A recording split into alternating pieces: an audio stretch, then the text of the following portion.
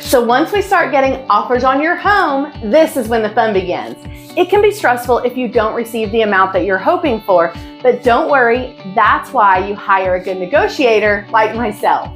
Hey friends, I'm Melissa Branson with Chamberlain Realty, and knowing how to properly negotiate on your behalf is essential, not only to getting you the most money on your home, but also on negotiating the best terms. Once we receive offers on your home, there's a few essential components that need to be done prior to meeting with you to discuss the offers. I vet all of the buyers by calling the agent and lender and making sure that the buyer is truly qualified.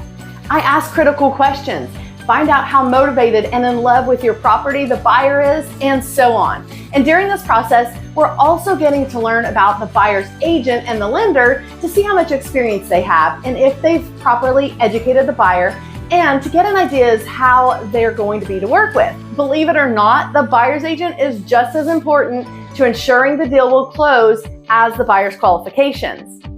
So after vetting the buyer, their realtor, and their lender, then we can discuss the offer and review terms. I'll give you my advice on the offers in regards to the pros and the cons of each, but ultimately you make the decision as which offer to take and what to counter. Now, if you have more than one offer, there's another process that we go through. We go back and we request everyone to give their highest and their best offer. And then we give an offer deadline. And once we get those back, we meet to discuss which of those offers you'd like and if you'd like to counter. Now, generally, this gives us an opportunity to get a higher price from the buyer and better terms for you, because you're picking from the cream of the crop, so to speak.